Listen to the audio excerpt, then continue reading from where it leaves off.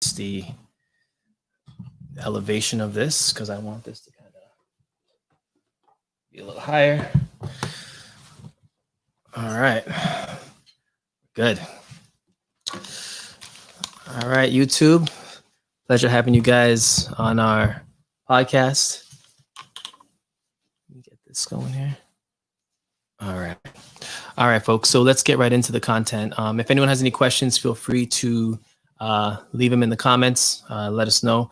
But again, today we're going to be discussing the Joe Biden-Harris administration, some of the laws that are being changed, and how it's going to impact us going forward. All right. So let's get into it. All right. So the first thing I'm going to do is I'm going to share my screen.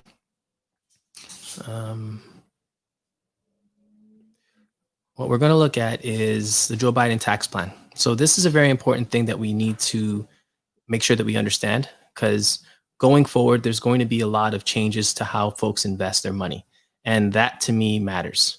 This website is called taxfoundation.org. So we're going to look at this right quick. Boom. All right. Perfect. Okay. So today, and if you guys are following me on Instagram, hey, what's going on, JB? How you doing, brother? Good to have you. So folks, just to kind of give you guys a rundown, we're going to be discussing how your investments are going to be impacted by the new office, the new administration coming in the United States. And that impacts everybody, Canadians, Americans. Everyone needs to know how it impacts you, because a lot of the companies that you invest in are American companies. And granted, some of them are from international markets as well. But how the US stock market moves, a lot of other countries kind of follow suit. So it's important that you understand how the main player moves and you adjust. So we're going to talk about that.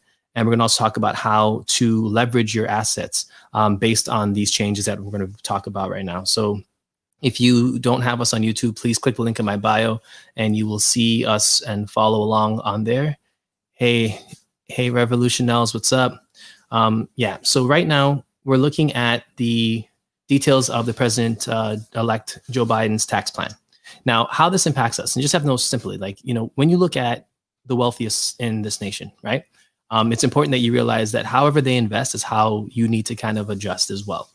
So if there's tax plans that are coming in that are going to impact how the wealthy invest their money, it's good for you to know how that's going to change and impact you, because when they shift and move, you have to shift and move. We're all trying to build wealth and trying to have generational wealth. And it's important that in order for you to do that, you've got to know what the wealthy are doing.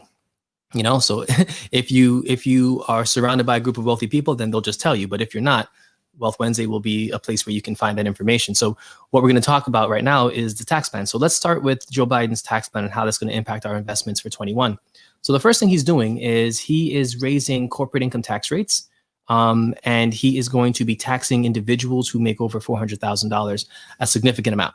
Now, a lot of folks who make over $400,000, that's the upper 5% of the income earners in this country. And I think that they can afford that tax. But, most folks who are making that kind of money don't want to pay that in tax. That's just how it is. So usually they invest their money in their 401ks. They invest their money in the stock market. They invest their money in real estate. They try to find ways to shelter their income so that they're not paying a lot of taxes on it, right? So the first thing he's going to do is going to increase the taxes for folks who make over 400,000, and literally give us tax breaks for folks who make less than $159,000. It's basically the threshold. So right now we're looking at, let me see if I can pull up the actual threshold for him. So this is the current tax bracket right now that we're in.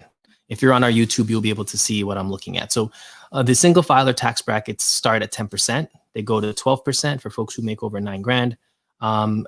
Folks between 9 and 40,000 pay 12% in taxes. Folks who make more than 40,000, from 40 to 85, they pay 22%. Folks who make 85 to 163 pay 24% in taxes. And again, these are the tax brackets in the States, and they work on a progressive scale. So I don't know if you guys even know about what that means, but essentially every tax bracket is progressive in the States, which means that if you make 40 grand, for example, the first $9,000 are taxed at 10%. Then the next, 30,000 up to 40 is going to be taxed at 12%. So you're not literally paying, only 10% for all of it or 12% for all of it. Even though you're in a 12% bracket at $40,000, you're going to be paying a progressive tax rate. And that just keeps going up. So each section of your income within that bracket is charged for that amount of taxes. So let's, for example, let's say you make 100 grand. The first 9,000 is taxed at 10%. The next 30,000 is taxed at 12%. The next 45,000 of that money is taxed at 22%. And the final amount from 85 up to your tax bracket of 90,000, that's going to be taxed at 24%. So it progressively moves up. Real Dapper, Realtor, what's going on, brother? How you doing? Rob, what's up, man? How you doing, bro? Dimples Deluxe, how are you? What's going on? So just so you guys know, today we're going to be talking about how the Biden-Harris administration tax plan is going to impact your investments in 2021. And the goal, again, is to get folks to strategically look at their investment strategy for 2021 and adjust so that you're able to take advantage of that. So the first thing we're talking about is that they're going to be raising taxes on folks who make over $400,000, and they're going to be distributing that to the rest of the folks who make less than that.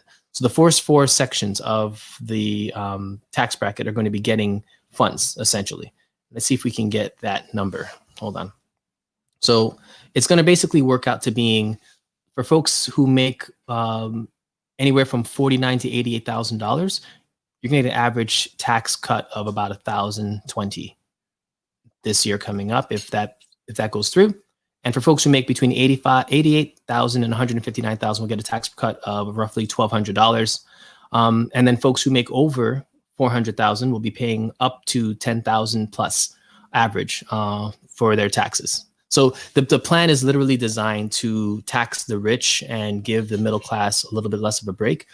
So here's why we're talking about this first strategy, right?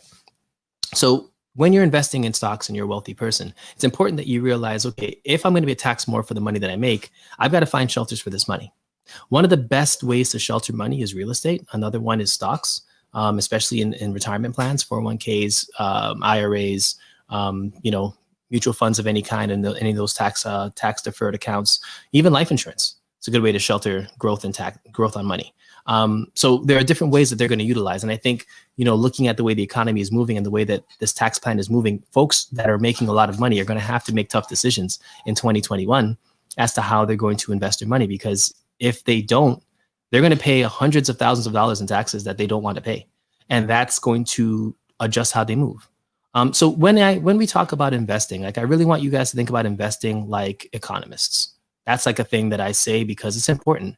Investing like an economist means that you're looking at how the economy is moving and you're making sure to invest your money in a manner that's going to benefit you based on what the economy is doing. So right now we have COVID.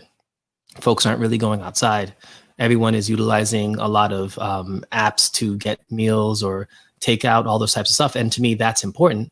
So if you're investing in companies that are still functioning in COVID, you're going to be ahead because these companies are still surviving and finding ways to make money.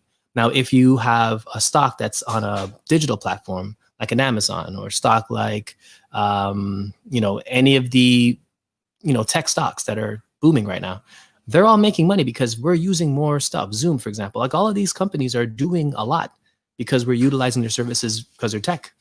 So that industry has really been propping up the market, and going into, hopefully when this wraps up, this virus, a lot of other stocks that have been depressed will actually start making money again. So it's really important that we start leveraging the idea of what we're going to invest in for 2021, just because, again, these tax changes will impact how the wealthy invest.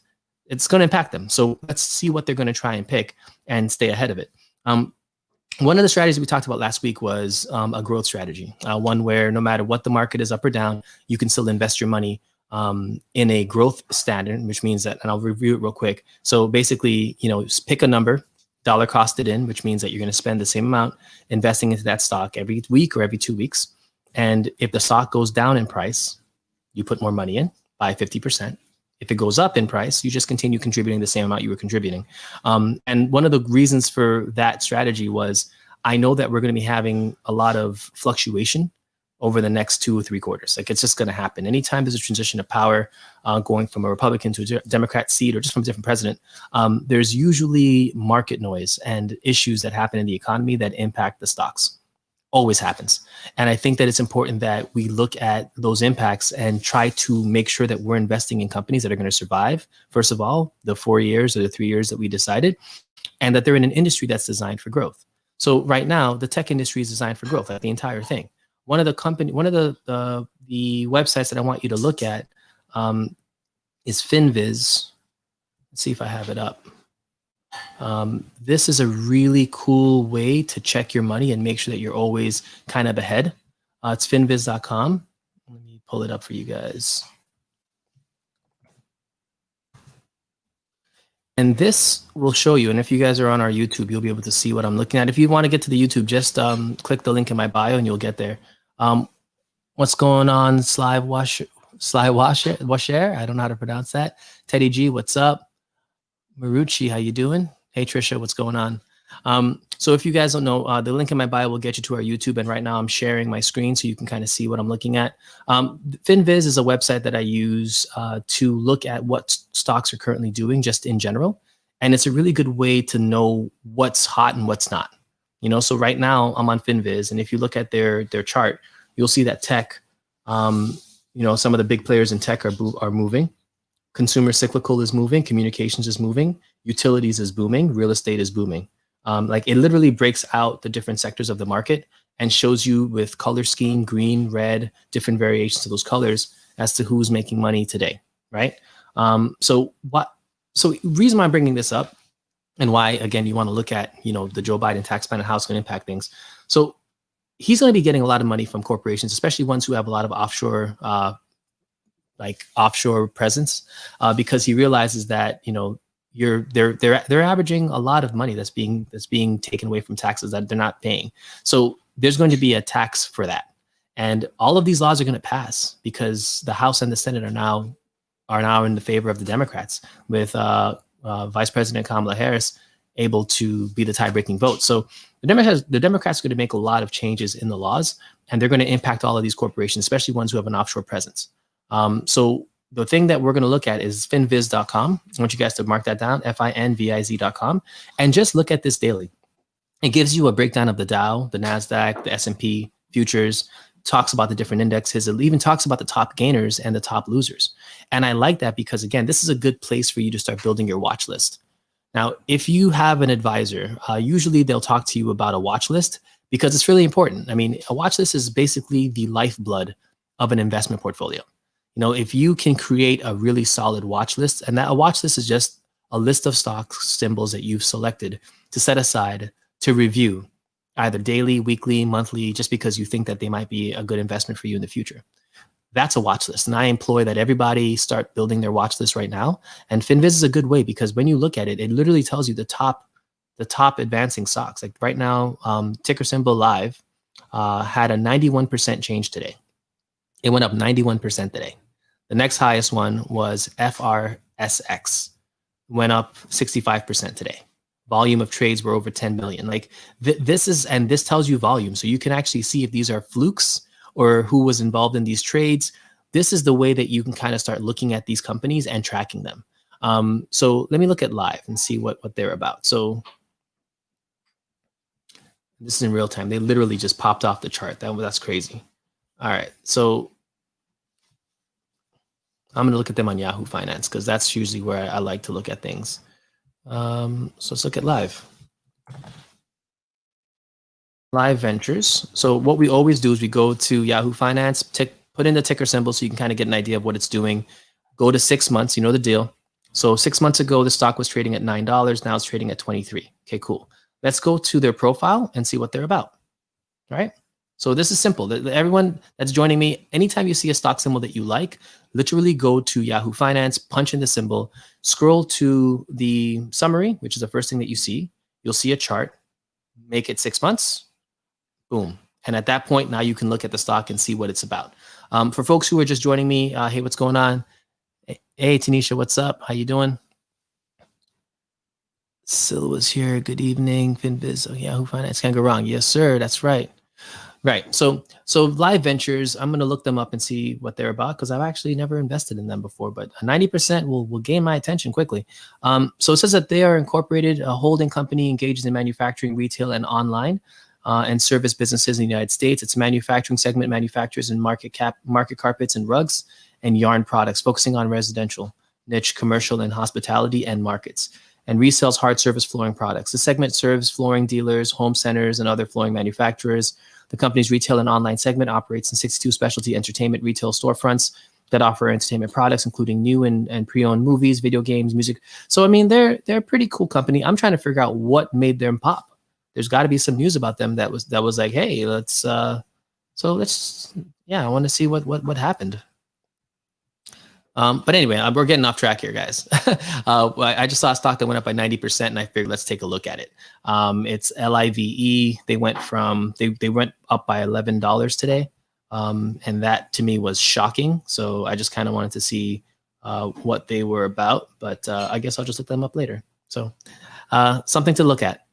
So folks, so the goal of this, again, if our folks are joining me now, you can really just click on the link in my bio. Our YouTube feed is on. I'm sharing my screen. What we're talking about today is how the Biden-Harris administration is going to impact your investments. So right now, the first impact that we're seeing is that folks who make over $400,000 are going to pay more in taxes on their income. So they're going to want to find ways to invest that money so that they don't have to pay that in taxes. That's just the standard mindset of anyone that's making over 400K that has that income. They don't want to pay in taxes. The second aspect of that Biden-Harris deal, and we'll go right down it. Let me go to my notes. Capital gains. So that's the big one. All right. So capital gains tax is essentially the tax that you pay whenever you sell your stock. Now, you can either sell it short-term, sell it long-term, but anytime you sell a stock, you're going to pay capital gains taxes on that.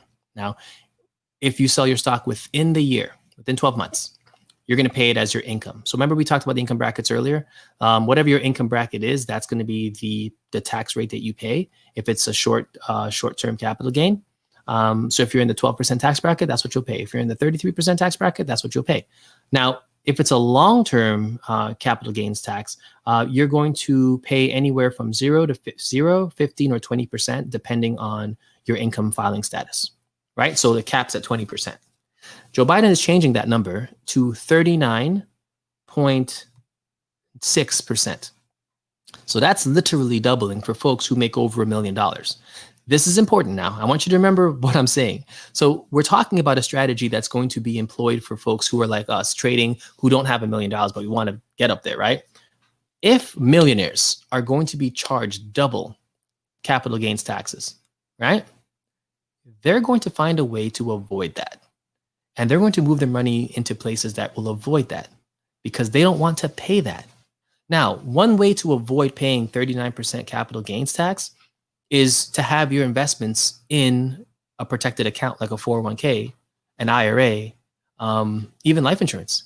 Because every time you have a transaction within a 401k, it's not considered a capital gain or loss because it's inside of a portfolio.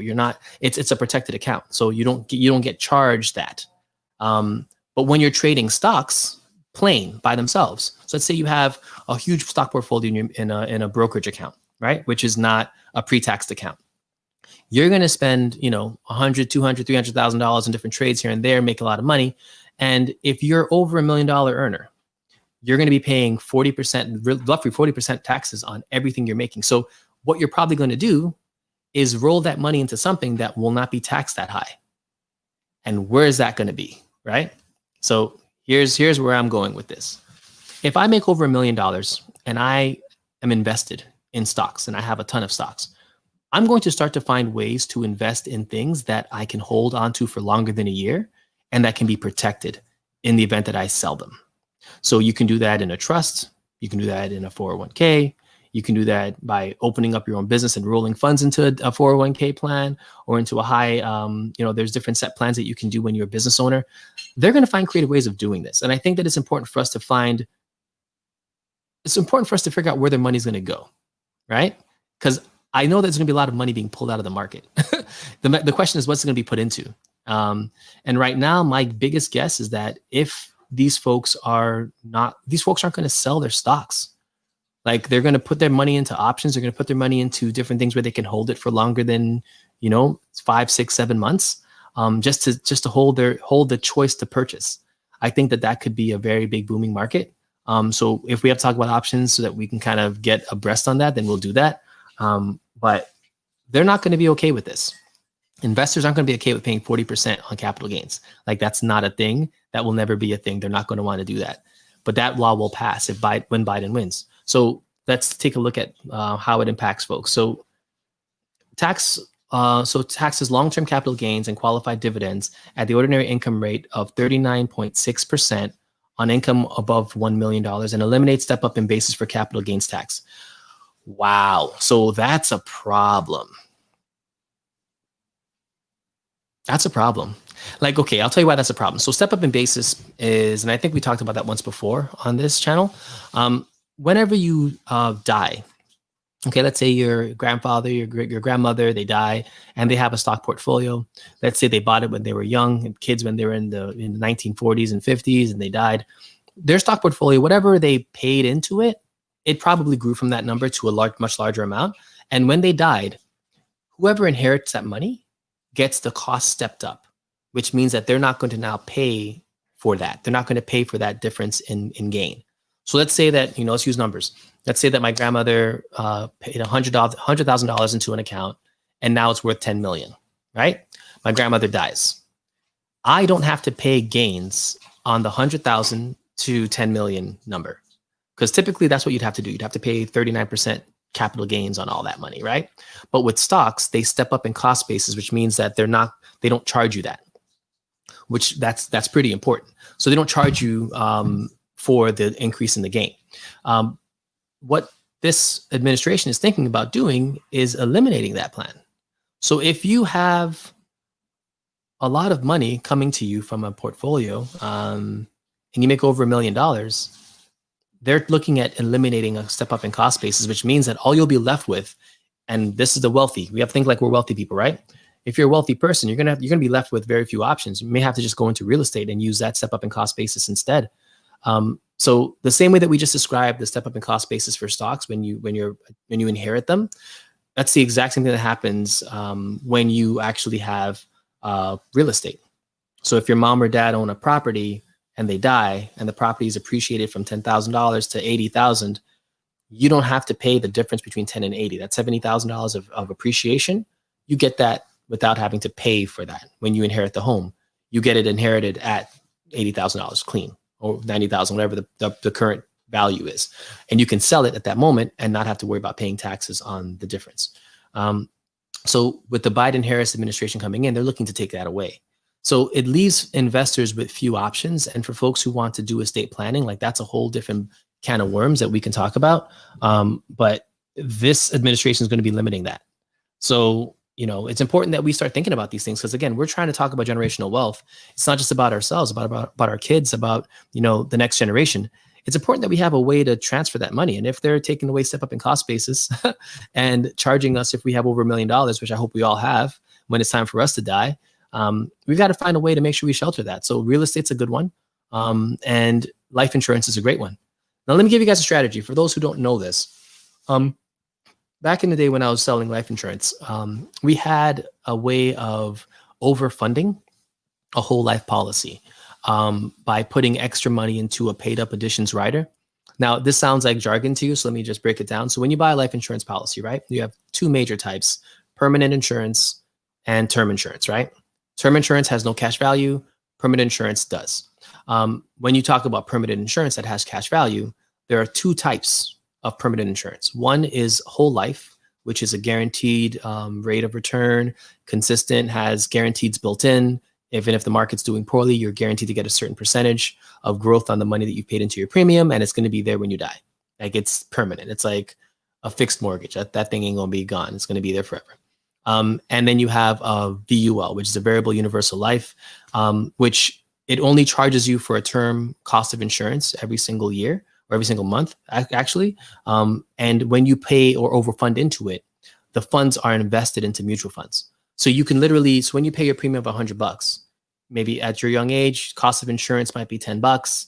The other $90 goes into the investment pool, which can be invested aggressively, conservatively, however you want to invest. And that can fluctuate with the market up or down. So when I was selling insurance, there were ways that we could literally overfund variable universal policies or even whole life policies to shield our growth and to transfer our wealth to our kids. So I remember, and this is, a story. One of my clients, I was able to overfund a whole life policy for them to transfer their wealth, literally. And it was an amazing policy because when they die, their kids will inherit exactly what the business was worth in cash. And they were literally stocking away that funding, and it was able to grow tax deferred inside of the life insurance policy, and then be paid out tax free. That's, life insurance does not have to worry about step up in cost basis, doesn't have to worry about estate taxes. It actually passes outside of the estate. So I think that a lot of folks are going to start looking at those types of alternatives, especially if you're saying that, you're going to renege on the step up in basis for stocks, and even for inheritance stocks. Like, that's going to be a problem. Let me see if I had a question in here. Okay. So yeah, so again, this is what we're doing right now, is just being strategic. We're trying to think about how a change in government policy can impact how we transfer our estate, how we invest our money, how the wealthy will be investing their money, because how they move is how you need to know to move and be ahead. It's just that simple. So there might be a run from certain strategies that are going to cost you in the long run. So let's go back into this health plan for Biden. So there's going to be a tax credit for kids, which is great. Increases corporate income tax rate from 21% to 28%. So corporations will be paying more. So for folks who want to open up your own corporation, just know that, you might have to pay more in taxes for the revenue that you do make. Creates a minimum tax on corporations with the book profits of $100 million or higher. And again, these are companies that are doing a lot of offshore, tax savings and tax shelters. He's coming after them, and he's going to win. So don't be surprised if you see a lot of these companies coming back domestic and stateside, and trying to find strategies to save money, because it's going to impact them. And let's see what other ones I thought were important to register here. Okay, I think those are the main ones. So the capital gains tax going up to 39.6%, and the income tax brackets for folks who make over $400,000. So those are two major things. So this year, I think that when we look at how this is going to impact us as investors, and again, if you make over $400,000, I'm sorry, there are ways to shelter that. We can talk about it offline, message me. But for us who are in that position where we don't make 400,000, but we make enough, 6 figures, and we're trying to just kind of save our money, I think it's important that you start looking at ways to diversify not only your investment portfolio, but how you are transitioning your estate, essentially. Because again, we have to think generationally. We can't think about just ourselves. So when you look at owning property, and I think people don't really put enough stock into that, there's going to be a housing crisis here. And I think this could be a good opportunity to leverage some of those assets into property. Just because, again, if we're going to have to pay 40% in capital gains tax, why not invest some of that money that you may have in stocks into a property that could appreciate, especially if you get it for a discount. Right now in this country, there's a lot of folks who are unemployed, and they still have mortgages. And a lot of these mortgage lenders are postponing their payments and waiting for the government to give them some type of support or help. And that can happen. The only problem is that if folks haven't gotten back to work, the government support's not going to make a difference. If you're not making money, you're not going to be able to afford your mortgage. So what's going to happen, what you're going to see maybe around July, August, September, is you're going to see a run on discounts on properties, because folks will be foreclosed or foreclosing unless they can find employment. If this pandemic stretches out a little bit further, they're not going to be able to find it. So, it's really important that we start thinking about how we're going to leverage that. So if you have money set aside in the stock market, or even in stocks in general, that have maybe performed pretty well and gotten you to a good place, this might be a good time to start considering other alternatives for those stocks. You may want to maintain that portfolio, but you may want to add money to, a little savings account or something where you can actually use it to buy property. Because if they're going to charge you 40% on your capital gains, and you could put that money into a down payment on a property instead, you wouldn't be charged for capital gains at all, because the appreciation isn't something that you get charged for. I got a property that has risen. I remember it was purchased back in 2006 for roughly 30 grand. Now it's worth about 180. We haven't paid capital gains on that. You know what I mean? Why? Because we haven't sold it. It's just appreciating in value.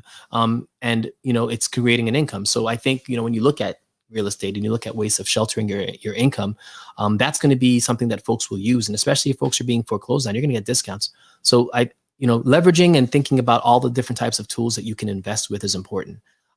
Now, one thing I will share with you is that we've been investing, a couple of friends of mine, we've been investing in certain things. And I want to share with you this story. Like, so we came together to want to start something generationally and start something different. And what I realize is that sometimes those conversations are tough to have because, these are the folks that are closest to you, and you want to make sure that you're bringing the folks who are closest to you along on this journey with you, right? And funny enough, I think that sometimes, you have to make sure that whatever your vision is, you're able to articulate that to the folks closest to you, like a spouse, in relationships. Like my wife and I, we talk about our finances. We talk about our investment strategies together. I mean, she knows a lot about how to save money and how to put money in the right places. I know how to invest money. So together we were able to really raise her portfolio game up where she's now in a good position in space.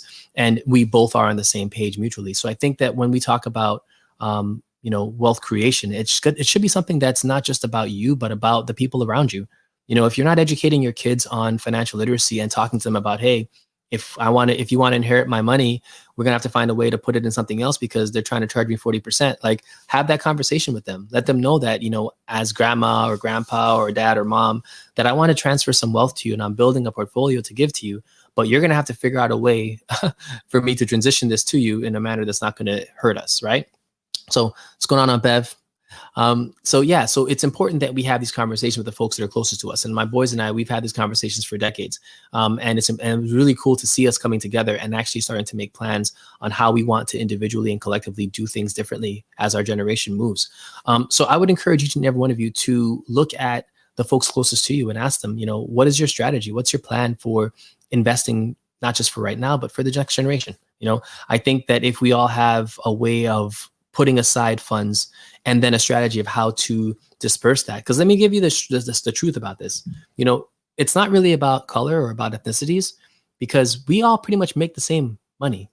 The difference between the wealth gap in America, and I'll talk about America specifically, between like black and white or, anyone ethnic differences besides Caucasian, we pretty much make the same amount of money. So it's not about earning power. It's not about that. It's about investing. It's about having something that grows the money for you. And I think when you look at generationally, if I can pass on a home to my kids that's worth over $1 million, now they're starting with a portfolio over $1 million.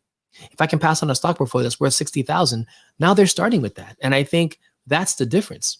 If we aren't aware of estate taxes, aware of capital gains taxes, aware of step up in cost basis, aware of all these strategies that are there to help us to transfer money to our kids, that's why we're behind. We're behind because we don't know. We're behind because we're not educated on that. We're behind because we didn't take the time to educate ourselves on this because we were too busy dealing with other things.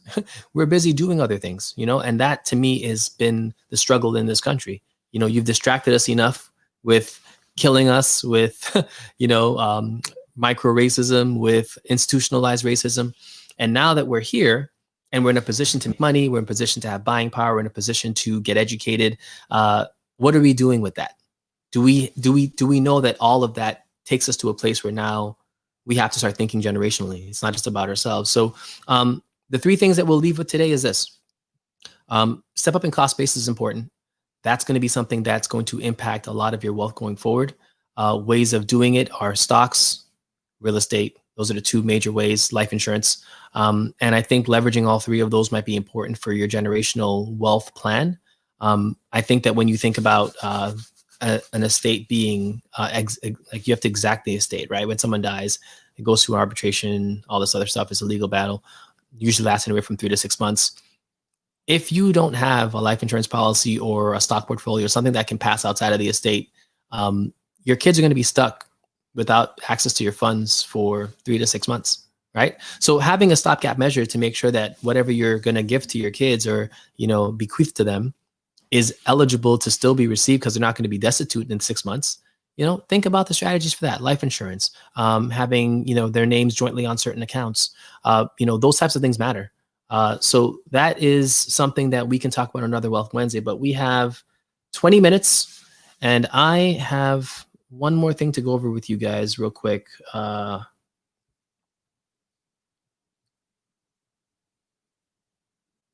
Okay, leverage concept. Okay, leveraging. All right. So last week we talked about growth strategies, and we discussed it quickly on this call as well. But one thing I want to go into now is thinking like an economist. Think like an economist. So right now, the coronavirus is scaring people into thinking about what they want to do with their funds going forward. The virus is scary to me just because it's not. It's quick. It's quick. It's moving fast. It has a new variant that's a lot more transmissible. And when we think about where we are right now as an economy and as an investor, there are a lot of folks who are making decisions based on fear. And there's one way to take advantage of that, and that is to position yourself to buy and be in a position to buy when fear hits. Now, we have Joe Biden coming in a couple, like it's coming very soon. Something's going to happen that's going to cause the market to be either blast up or correct. Something's going to happen. And I want you to be in position to take advantage of that. And the way to do that is to make sure that you have money set aside to invest when these volatile times come. They're going to come. We don't really talk about volatility as much as we would like to, but it's going to happen. So I would say start saving money right now on the side. Like, I know you have a saving strategy of 10% if you're a Christian, or you have your savings goals. I want all of you that are listening to my sound of my voice right now to save an extra 10 or 20% of your money if you can right now. I want you to start stocking up on certain essentials right now, because I think that there's going to be a time in this new coronavirus reality show where we're going to need to have access to cash, and it's going to position us in a great place to invest. One of the conversations I had with one of my siblings is that, if you don't have the money to invest and take opportunities, you're kind of setting yourself up for failure. Because when something pops by 92%, if you didn't have the money to put into that to get that gain, you're losing, right? You're losing. And that's something that we can't afford to do in 2021. So folks, I want you guys to all invest. And next week, what I'm going to do is I'm going to share with you my portfolio. I have 7 stocks that I've been investing in personally since the beginning of the year. And I will share each of those ticker symbols with you next week. And I want to go over why I pick them and why it's important for you to start looking and leveraging yourself. Because this podcast, this company, the way, if you follow us, like why we do this is because we want everyone to be ready. We want you all to be prepared to invest, be prepared to know how to invest, to know what stocks we've looked at, what things we've already vetted. It's not that we're telling you what to pick. We're just telling you what we're doing. And that's the key, because there's like a legal thing where I can't tell you what stocks to pick, but I can share with you what I'm doing. There's nothing wrong with that. And I think that's where we can go with this. I've researched a lot of these companies. I've seen their growth record. And if I were to give you guys, I think I have one of the screenshots, but one of the stocks that I picked in January 1st is up 95% right now. You don't need a bunch of stocks. You just need one. If you had one stock that was up 95% from January 1st till now, if you put all your money in that, you'd be fine. Like, I don't prescribe to the idea that I need to have 15, 20 different stocks that are doing different things and I'm leveraging. No, I don't need that. All you guys need to know and gals need to know is that if you have a one stock that is making you 45%, 60%, 80% from January 1st till now, you're in a good place. Ride that stock. And that's kind of where I want you to think for 2021, because it's going to be a hit or miss in every industry. Like if you look at finviz.com, like look at them, like there are stocks on here in the same industry that aren't doing as well as others. And that to me is the problem. I don't want to, you're not going to always hit when you're in technology if you're not with the right tech stock. You're not going to hit if you're in communication if you're in the wrong tech stock. Like you have to be in the right stock in order to get the gains. So right now in automotive, like you can be, in commercial cyclical, Amazon's doing well, Tesla's obviously doing amazing, but Home Depot is not, right? So they're all in consumer cyclical, but there's a few killers in there that are great that you better have in your portfolio. And if you don't have them, you're going to get scammed. So for you guys, I want you to think of it this way. In 2021, it's not about investing in a multitude of things. It's about investing in the right things. So we're going to talk about those stocks. But yeah, so a quick wrap up. We talked about the Biden-Harris administration. They're going to be changing some of the tax laws. It's going to impact the wealthy. They're going to start moving their money. And when they do, be ready to buy stocks at a discount. And be prepared also if you're in a position to have an estate, or if you're elderly and you want to start transferring your wealth, like get ready for that conversation, because it might look different for us after this administration goes through. So folks, I think that's pretty much all I have. This is a shorter Wealth Wednesday than usual, but I don't mind that. I think sometimes you gotta keep it simple. You don't gotta do too much. So folks, I appreciate you guys. I guess I can give you, I'm a nice guy. I'm gonna give you guys one of my stocks. Let me give you one of them right now. You want a stock? I'm just gonna show it to you on this, and you guys can tell me what you want to do. I just want to show you what this thing has done in the last month. I'm gonna leave that right here. Okay, so if you're looking at my screen, which you probably can't see because I didn't share my screen with you, I should have. Go back to that application window. Boom. So if you're on YouTube, sharing my screen, I'm gonna leave you with this one. Okay, so I invested in this stock in January 4th. It's $31, right? And now it's $69. The stock symbol is PLUG. Okay. Now, does that mean it's going to keep doing that? It may not, but it should.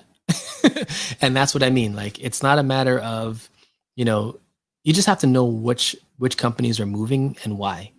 This is all based on emotion and obviously the right product and the right placement, right? So if you had a portfolio where you had, $100,000 in it, that money would have doubled in 11 days? That's what we want you guys to have.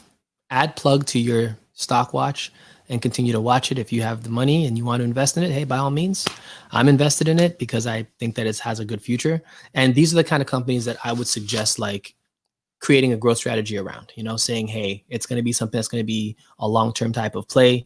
If you look at their profile, and again, this is something that we do all the time. Plug Power Inc. provides hydrogen fuel cell turnkey solutions for the electric mobility and stationary power markets in North America and Europe. Focuses on proton exchange membrane fuel cells and fuel processing technologies, fuel cell batteries, hybrid technologies. You get the point. So it's like, I don't need 10 different stocks if this one's growing by 95%. I don't need 10. I just need to know that that one exists and that it's primed for a good run.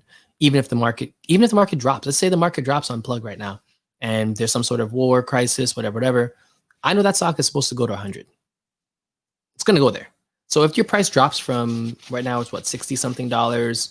If it drops down to $30, down to $20 even, I'm going to buy a bunch more shares of this because I don't care what the price is going to be. I care where it's going. And if I can get more shares at a discount, then I'm good with that. And that's how I want you to think as investors. Just look at the market. Look at where the economy is moving. We're moving from fossil fuels to electric. Take advantage of that, right? And if you're in gas stocks right now, like, I want you to start thinking about looking at options for gas and try to leverage the fact that that market is going to be dying over the next 20 years. Oil market's there's going to be a reduction in volume because we're going to be going to a much more green and friendly environment when it comes to just transportation. Major oil is used in shipping, trucking, airlines. That's where the major industries for that. Cars is kind of there, but not a big one. So if we start seeing transitions in how folks move containers from ships to maybe solar ships or to some sort of turbine generated whatever, like, if there's a shift in that market, just be ready to know that oil is going to just collapse fully. There's not going to be a need for it in 20 years. And if you're young like me and you're going to be investing for the next 25 years, well, you may want to start divesting out of oil to start and waiting maybe for opportunities to short sell or to put an option on the downside. But we'll talk about that on the next run. So yeah, that's the one I'll give you guys. You guys got a stock out of me today. You're lucky. Yeah, Revolutionals. Yeah, you already know. Plug is a great buy. And that's what I mean. Like, there's others like this, and we talked about Jemai before. We talked about other ones. Like, there are companies like this, and I don't want you to have 1,000 stocks. Just have good ones. If you want to have one good one, that's fine. Just keep investing into it. You don't need 1,000 stocks to make money. You just need a good one. All right, folks, that's pretty much it. So anyway, I'm going to add this YouTube live. We're going to be on Clubhouse next. Again, this conversation was simply about looking at, the changes in the tax laws that are coming and how it's going to impact your investments in the future, in the next 4 years. So yeah, just know to keep an eye on that, because these laws still have to be passed. They're not passed in the House or in the Senate. So there's going to be a time in between where they may not be enacted until end of Q3, Q4, or even for next year. So this is the last year to really take advantage of what's happening in the market, and folks will be transitioning, wealthy folks will be transitioning their funds to areas that will not be taxed by 39% if they take their money out. So just be aware of that and know that they're going to start moving their money into different things. When they do, if you're invested in those stocks that they had, the price is going to fall. So you better be ready to position yourself in companies like Plug and Tesla, even like companies that are going to be designed for growth, regardless of what the wealthy are doing. Stocks you don't have to sell in a year, stocks that you can transfer into different accounts that are going to be tax deferred and not going to be charged when you transfer money within them. And that's an important thing. Like, you don't pay capital gains tax on money transferred in a Roth IRA. You don't pay that. That's not something you pay, right? So for me, transitioning our minds to use vehicles to invest in that are going to save us money, especially when there's a capital gains tax of 40%, that's crap. If you had a Roth IRA right now and you contributed to it, and you raised $100,000, $1 million in that Roth IRA, every dollar out of that is tax-free. There's no, you're not paying for anything that happens within that account, because it's inside. So you want to start looking at those types of portfolios. Those are the ones that are going to save us. So if you don't have a Roth IRA in the States, I recommend you open one. If you work for a company that has a 401k at work, see if they have a Roth version, invest in that one specifically and only, because again, that's going to save you in the long run, because the way taxes are going to go up on investments, on income for wealthy folks. If you're, investing money, you're going to be wealthy, capital gains, all of that. You don't want to be involved in that. That's why the Roth is a beautiful account, because you're not paying for any of that stuff. Now, if you don't have the ability to invest in a Roth, then just buy stocks, and hold them. That avoids that whole problem as well. And there's a way for you to sell the stocks that you need to sell, but just maintain that portfolio. If you're growing stocks and not selling them, your kids are going to inherit that at a step up in cost basis. So they're not going to have to pay taxes on that at all.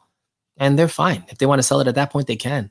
It transfers to your spouse without any sort of issue. So if you have a partner, your stocks will transfer to them without any sort of taxable hit on you as well.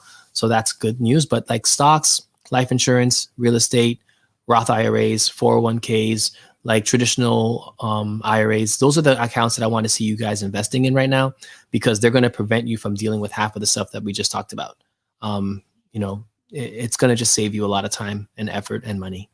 So that's pretty much it. Any questions, folks? If you don't have Clubhouse, we're heading over to Clubhouse after this just to kind of review stuff and talk about the things that we were talking about today. If you don't have Clubhouse, DM me. I can add you. It's private right now, but it shouldn't be. All right. All right, folks. Well, thank you so much for joining us on YouTube as well as on our Instagram. For those who aren't following our channel, please click the link in my bio, head over to the live and just subscribe. We're going to be having these YouTube conversations every week. And actually, I'm going to plug that we're going to be having a Money Monday episode as well. We're partnering with a group of powerful women on Clubhouse to have another room on there on Mondays to talk about financial literacy and just kind of get the education piece going. And I think it's going to be a really good conversation. So any women who are interested in learning how to invest, I'll tell you this, a lot of the folks that I talk to on Clubhouse, they're experts at investing, but they make up maybe 5 or 10% of the population, of that Clubhouse population. The other 95% have no idea what they're doing. And that's the majority of the people that I know. Like a lot of folks that I talk to don't really know the basics of investing. And that's what makes us different. I'm not here to get you on a get rich quick scheme, but I'm just kind of here to educate you on how to start the process. I think there needs to be more time put into that. Like there are a lot of folks that I see making a ton of money and it's like, yo, can you show us how to start? Can you show us how you started that? Can you show us what you did to lower your expenses? And, instead of you paying for a new stock, did you not think about paying off that credit card instead? Because the interest rate of the credit card is 25% and the stock won't make you 25% today. like you're paying that daily. So, just knowing the difference between where to put your money. Like, I know I have a success story. A person that I know that's close to me is debt free now, right? Why? Because they made wise choices at eliminating that first while still investing. but both were important, right? And I think having a starting point of knowing that you want to invest your money, you want to know how to invest, how to start, what accounts would work based on your situation. That's what we're here to talk about. So on Monday, we're going to be having that conversation on Clubhouse. We have that conversation here every week. So join us here on Wednesdays, like the way podcast. It's in my bio, and just follow us because we're here for this. We need to educate ourselves in 21 because no one's doing it.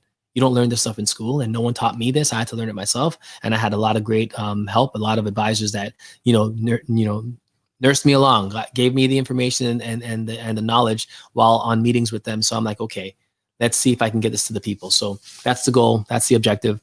So I thank all of you for joining us on this call. If you have any questions, put them in here. If you don't, I will close this out and just thank you guys again. All right. So everyone have a safe Wednesday, rest of your week.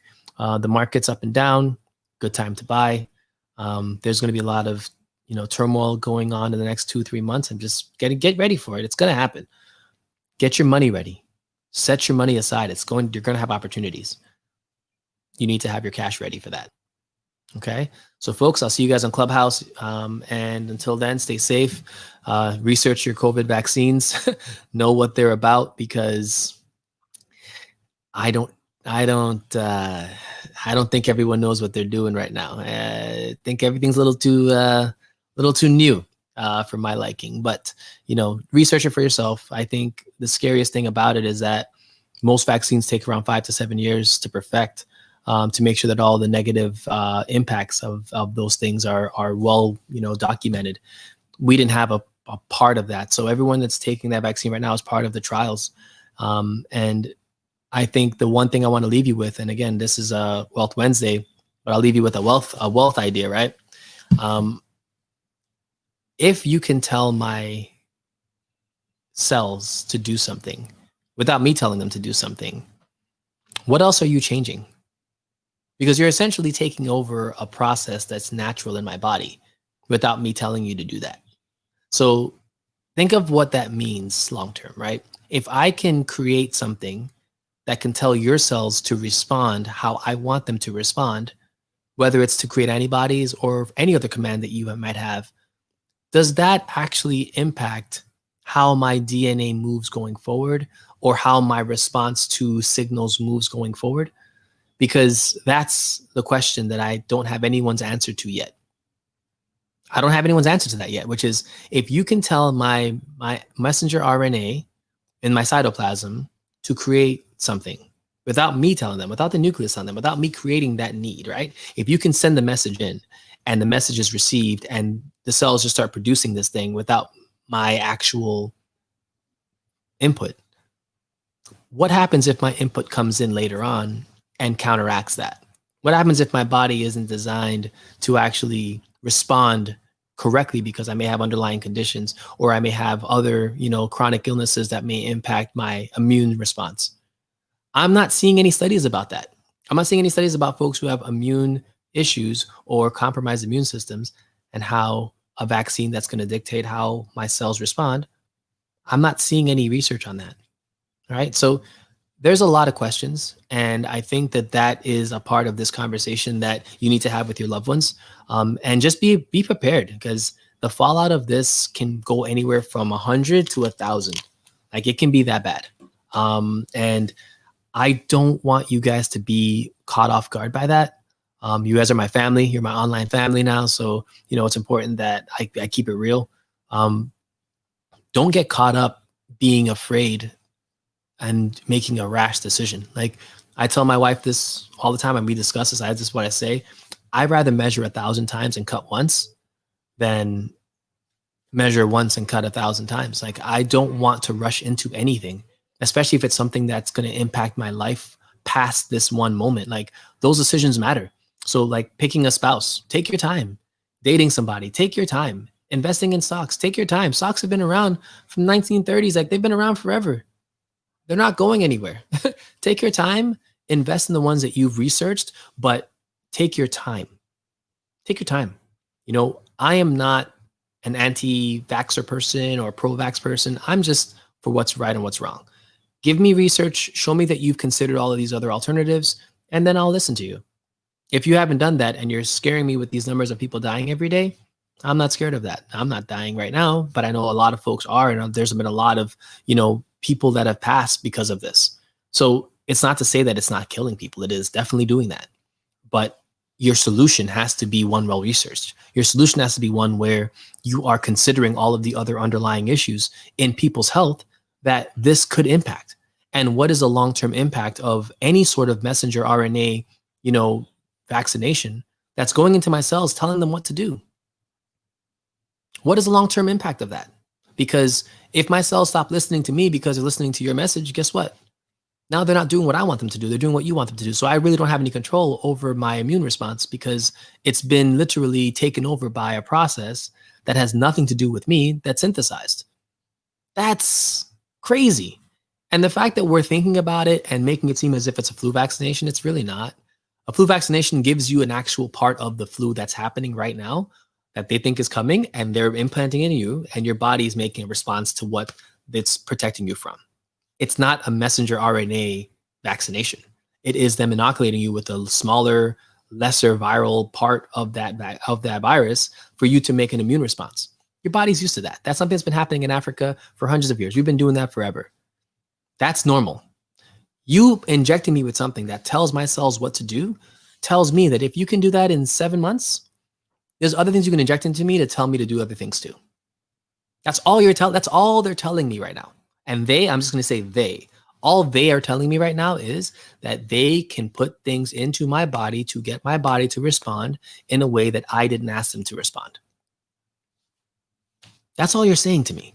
And that idea has been in movies for decades. That idea has been in media for decades. Like they've tried to tell us about aliens and all this. Like they've tried to introduce all of these things to us in movies. So I'm just waiting. I'm waiting to see what happens. So folks, take your time, research, look up studies, know that if something can impact your messenger RNA and send signals to your body to do things that you haven't asked your body to do, that's not in the natural course of what your body would do, if not given that message, that's a problem. And then ask yourself this: why, if in fact you want to vaccinate me, why can't you give me a lesser virulent version of the coronavirus, put that in my body and see what happens? Right? They didn't even try that. They went the whole different route, quick. So folks, that's my time. I got to go, but just think about it. Take your time. Quarantining is definitely a good idea. But again, get out and get some sun as well. Your bodies need sunlight. They need vitamin D. If you don't have vitamin D at home, buy the supplements. You need to make sure your immune system is working at 100%. Don't let coronavirus scare you from going outside. Go outside, get some sunlight, come back inside. You know what I mean? Make sure your mask is on. Obviously, do what you got to do, but don't let anyone scare you into not being healthy or not going and working out or taking a jog or getting sunlight. All those things matter to your body, especially if you're melanated. You need sun. Go get some sun. I had a close family member that came back from Africa, and literally in a population of 20 million, only 1,000 deaths have happened. And that's in Nigeria. You can look up the numbers. They had the pandemic like everybody else. And granted, that could be because numbers aren't actually inflated as well, and they're not as much research institutions. That's what they'll say, which is fine.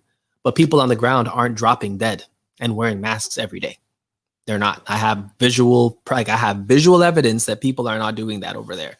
And that could be because of sunlight. It could be because of a lot of things. But I'm just saying, be careful, wear your masks, but go outside. Understand that not everything in the news is actually happening. Some of it is, most of it is, some things are not being told either. So just be vigilant, be aware. All right, folks. Love you guys. I enjoyed this conversation. The last 5 minutes was really cool. I like that part. And we'll see you guys on Clubhouse. Denasia? Is that how I pronounce that? Denasia? Hope I said that right. Yeah, definitely facts. You're welcome. Add us on IG and follow us because we're going to be here for you guys. All right. Trisha, always good seeing you. All right, folks. We out. Have a wonderful, safe Wednesday. We'll see you guys on Clubhouse. All right. Later.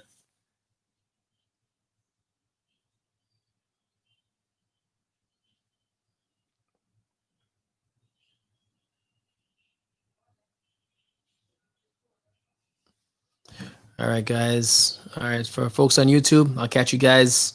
Thanks for joining me. Appreciate you. I know I was looking up at the screen over here and not looking at you guys directly. I think at one point we're going to figure out how to do this. So bear with me until then. All right, folks. Love you guys. Stay safe. And remember, take your time. 1,000 measurements, one cut. All right. Peace.